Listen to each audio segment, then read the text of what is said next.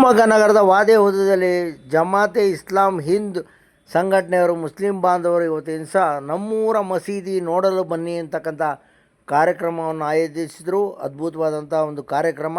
ಈ ಕಾರ್ಯಕ್ರಮದಲ್ಲಿ ನನ್ನೊಂದು ಕೆಲವು ಪ್ರಶ್ನೆಗಳನ್ನ ಕೇಳಿದರು, ಉತ್ತರ ಹೇಳಿದ್ದೀನಿ ನೋಡಿ. ಯಾಕೆ ಅಂತರೋ ಕಾರಣಗಳೆಲ್ಲ ನಿಮಗೆಲ್ಲ ಗೊತ್ತಿದೆ.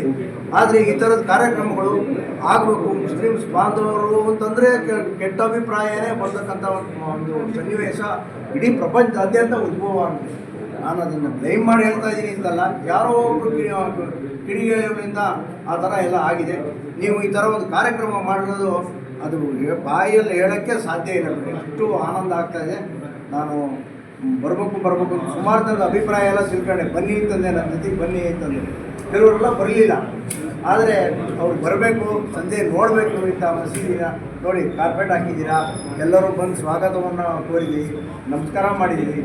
ನೀವು ಯುವಕರೆಲ್ಲ ಇದ್ದೀರಾ. ಯುವಕರಿಗೆ ನನ್ನ ಸಂದೇಶ ಏನು ಹೇಳೋದಪ್ಪ ಅಂದರೆ, ಅವರಿವ್ರಿಗೆ ಹಿಡಿ ಮಾತುಗಳನ್ನ ಕೇಳಬೇಕು.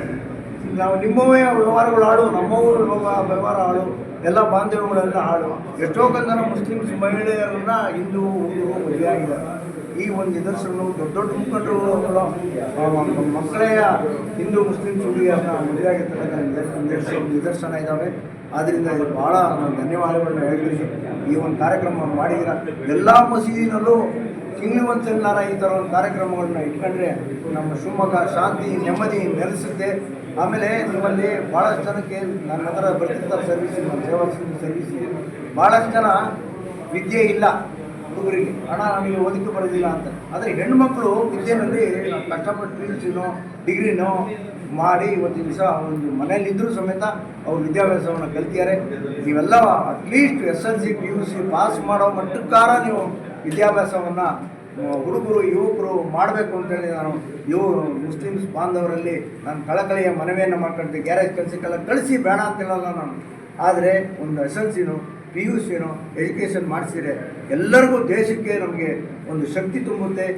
ನಮ್ಮ ಕರ್ನಾಟಕಕ್ಕೂ ಒಂದು ಶಕ್ತಿ ತುಂಬುತ್ತೆ. ಶಿವಮೊಗ್ಗ ಮೊದಲೇ ಶಕ್ತಿ ತುಂಬುತ್ತೆ. ಯಾರೂ ಗಲಾಟೆ ಮಾಡ್ಕೊಳ್ಳೋಂಥ ಅವಶ್ಯಕತೆ ಬೇಡ. ಯಾರೋ ಬೆಂಕಿ ಹಚ್ತಾರೆ, ಯಾರೋ ಕಿಡಿ ಹಚ್ತಾರೆ ಅಂತಂದರೆ ಬೇಡ. ಯಾರೋ ಇವತ್ತು ಬೇಕು ಅಂತಲೇ ಕೇಸರಿ ಹಾಕೊಂಡಿದ್ದೀನಿ. ಯಾಕೆಂತಂದರೆ ಸ್ವಾಮೀಜಿಗಳೆಲ್ಲ ಬರ್ತಾರೆ ಅಂತಂದರು ಅಂತೇಳಿ ಬಂದಿದ್ದೀನಿ. ಎಲ್ಲ ಮುಸ್ಲಿಮ್ಸ್ ಬಾಂಧವರುಗಳಿಗೂ ಒಳ್ಳೆಯದಾಗಲಿ. ಎಲ್ಲ ಸಕಲ ಜೀವಿಗಳಿಗೂ ಅಲ್ಲ ಇರ್ಬೋದು, ಕ್ರೈಸ್ತ ಇವರು ಇರ್ಬೋದು, ಯೇಸು ಕ್ರಿಸ್ತ ಇರ್ಬೋದು, ಎಲ್ಲ ದೇವರುಗಳು ಸಕಲ ಜೀವಿಗಳಿಗೂ ಒಂದು ಲೇಸನ್ನು ಬಯಸ್ತೀವಿ. ಶಾಂತಿ ನೆಮ್ಮದಿ ಇಡೀ ದೇಶ ಅಲ್ಲ ಪ್ರಪಂಚದಲ್ಲೇ ನೆಲೆಸ್ತೀವಿ ಅಂತೇಳಿ ನಾನು ವಿನಂತಿಯನ್ನು ಮಾಡ್ತೀನಿ.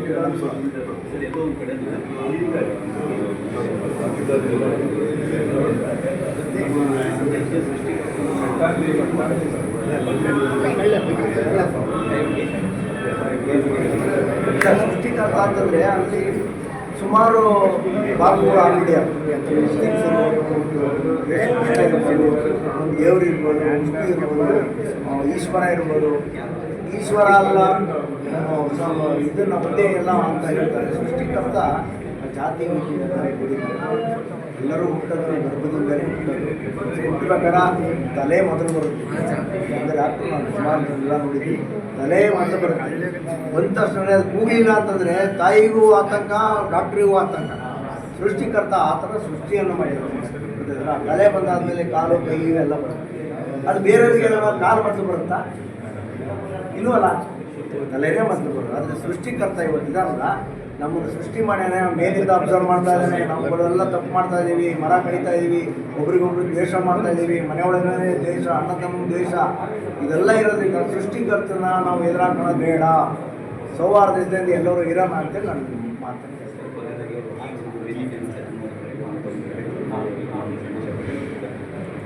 ಅಲ್ಲ, ಆಡಳಿತ ಮಂಡಳಿಯವರಿಗೆ ಇದು ಪ್ಲಾನ್ ಹೊಡೆದಿದ್ದು ಹೆಂಗೆ ಅನ್ನೋದು ನನಗೆ ಗೊತ್ತಿಲ್ಲ. ಎಲ್ಲ ಹಿರಿಯರು ಇದನ್ನು ನೋಡಿದೆ.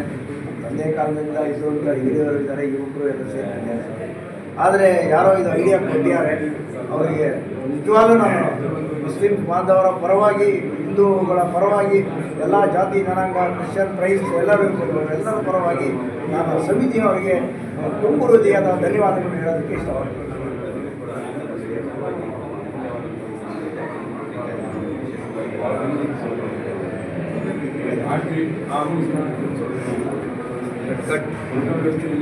ಬನ್ನಿ, ಗ್ರೂಪ್ ಬರ್ರಿ.